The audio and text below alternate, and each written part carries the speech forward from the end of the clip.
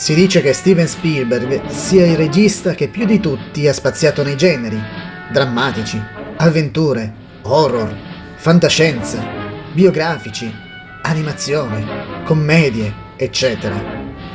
Inoltre è anche un produttore che ha permesso la nascita di centinaia di film che appartengono a un'infinità di generi e sottogeneri. Il film 1941, Allarme a Hollywood, titolo originale in inglese 1941, appartiene a più generi. È un film di guerra e storico, ma è anche una commedia. E non mancano i riferimenti musicali. 1941 è un film del 1979. La sceneggiatura fu scritta da due storici collaboratori di Steven Spielberg, Robert Zemeckis e Bob Gale, le stesse due menti dietro Ritorno al futuro, che fu prodotto da Spielberg. 1941 è interpretato da un cast corale di cui citiamo Dan Aykroyd, Ned Beatty, John Belushi, John Candy, Christopher Lee, Tim Matheson, Toshiro Mifune, Robert Stack, Nancy Allen e Mickey Rourke al suo debutto cinematografico. La storia riguarda il panico nell'area di Los Angeles dopo l'attacco di dicembre 1941 a Pearl Harbor.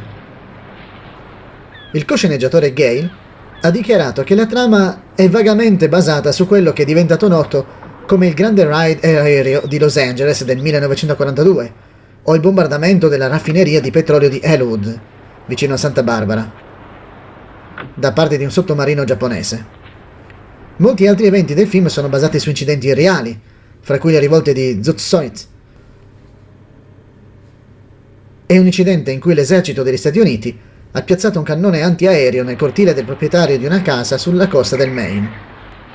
Il film ha ricevuto recensioni molto contrastanti da parte della critica, negative nei confronti della sceneggiatura, del ritmo e dell'umorismo, ma positive nei confronti degli effetti visivi, del suono, della scenografia, della colonna sonora di John Williams e della fotografia. Anche se 1941 non ebbe lo stesso successo finanziario di critica di molti altri film di Spielberg, il film fu comunque un successo al botteghino e ricevette una popolarità tardiva dopo che una versione ampliata andò in onda sulla ABC, con successive trasmissioni televisive e ristampe home video. Oggi è un film cult.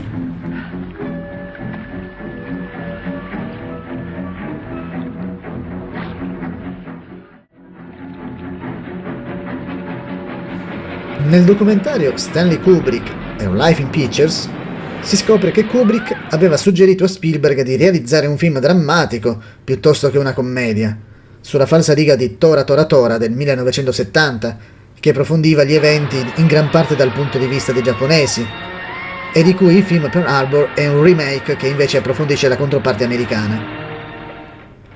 Il caos degli eventi che seguirono l'attacco di Pearl Harbor nel 1941 è riassunto dal personaggio di Dan Aykroyd, il sergente Tree, che afferma ripetutamente: «Gli americani che combattono gli americani sono una cosa che non sopporto vedere». All'inizio Robert Zemeckis aveva proposto il film a John Milius per realizzare una rappresentazione seria del vero bombardamento giapponese del 1942 a Elwood, in California. Il successivo falso allarme di un raid aereo giapponese su Los Angeles e le rivolte di Zurzeit del 1943. Il titolo del film avrebbe dovuto essere The Night the Japs Attacked, la notte in cui i giapponesi attaccarono.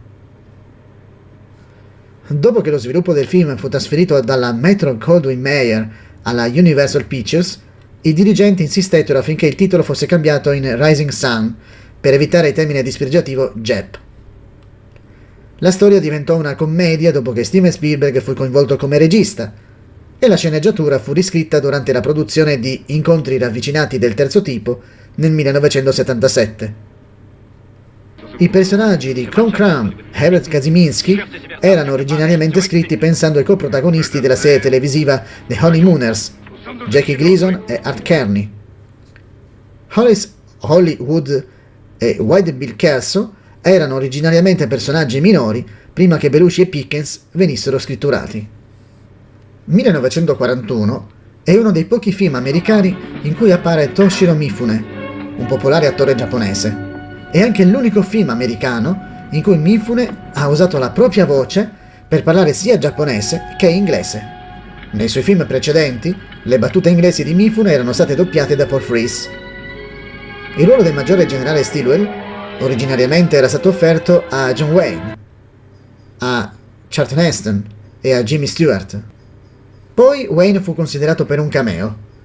Dopo aver letto la sceneggiatura, Wayne decise di non partecipare a causa di problemi di salute, ma consigliò Spielberg di interrompere il progetto, dato che sia lui che Heston ritenevano che il film non fosse patriottico.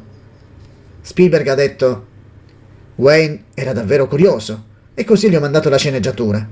Mi chiamò il giorno dopo e mi disse che pensava che fosse un film molto anti-americano e che non avrei dovuto sprecare il mio tempo. Ha detto: sai, quella è stata una guerra importante e tu stai prendendo in giro una guerra che è costata migliaia di vite a Pearl Harbor. Non scherzare sulla seconda guerra mondiale.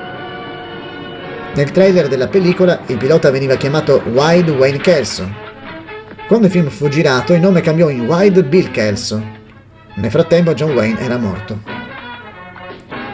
Inizialmente Spielberg voleva che Meyer Mishkin interpretasse se stesso, ma dovette scritturare Iggy Wolfington a causa dei regolamenti della Screen Actors Guild che impedivano agli agenti cinematografici di lavorare come attori.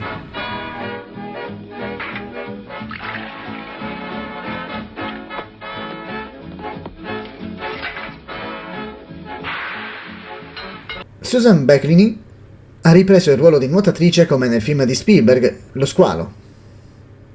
La stazione di servizio che John Belushi, nel ruolo del capitano Wild Bill Kelso, fa saltare accidentalmente in aria all'inizio del film è la stessa vista in Duel, film TV di Spielberg del 1971. Lucille Benson interpreta la proprietaria in entrambi i film. Effetti comici involontari si verificarono quando Belushi cade involontariamente dall'ala del suo aereo, atterrando sulla sua testa. Si è trattato di un vero e proprio incidente e Belushi è stato ricoverato in ospedale per diversi giorni, ma Spielberg non ha tagliato la scena perché si adattava perfettamente all'eccentrico personaggio di Kelso. In un'altra scena con Belushi, questi viene visto mangiare spaghetti, truccato per assomigliare a Marlon Brando nella saga Il Padrino, riprendendo uno sketch del Saturday Night Live. Belushi ha detto a Spielberg che voleva apparire come un personaggio secondario. L'idea colpì Spielberg, che definì divertente. In una scena compare l'attore James Caan, che non è accreditato. In 1941 Mickey Rourke fa il suo debutto cinematografico, interpretando il soldato di prima classe Reese, facente parte del gruppo di carri armati del sergente Tree.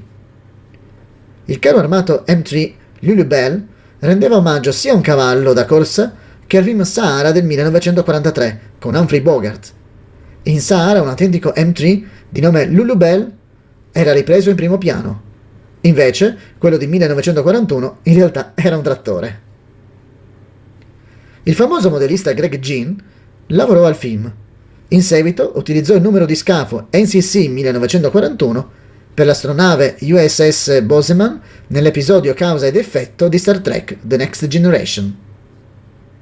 1941 è dedicato alla memoria di Charles Bryant, supervisore della sceneggiatura di lunga data agli Universal Studios. Aveva lavorato sia allo Squalo che a Incontri ravvicinati e avrebbe ripreso quel ruolo con questo film se non fosse improvvisamente morta. Nella versione integrale del film, della durata di 146 minuti, compare anche Sidney Lessick, famoso per il ruolo di Charlie Cheswick in Qualcuno volò sul nido del cuculo, 1975, nella piccola parte di un sarto intento a vendere una giacca a Bobby Di Cicco. In una scena del film, sulla sinistra del bancone del bar si può notare un uomo che sta bevendo da un bicchiere. Si tratta di Harrison Ford.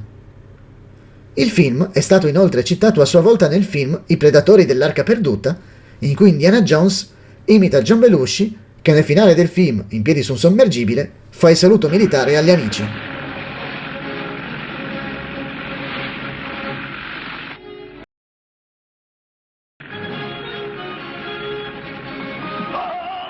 Il film musicale The Blues Brothers uscì nel 1980, ovvero un anno dopo il 1941. In una scena in cui è nuovamente presente Belushi, nel ruolo di uno dei fratelli Blues, è fatta esplodere una stazione di servizio. L'altro fratello Blues è interpretato da Danny Aykroyd. Belushi e Aykroyd tornarono a recitare insieme nel 1981 nel film I vicini di casa. Purtroppo John Belushi morì il 5 marzo 1982, all'età di 33 anni, per overdose di cocaina ed eroina. Pertanto, i due attori non hanno avuto la possibilità di recitare insieme in altri film. Comunque, hanno collaborato in alcuni sketch del Saturday Night Live, il programma comico di cui facevano parte. Inoltre, Steven Spielberg fa un cameo alla fine del film. In una scena del 1941, Kelso ruba la moto a un soldato ricoperto di polvere. Si tratta di John Landis, regista di Animal House, un altro film interpretato da Belushi, e dei Blues Brothers.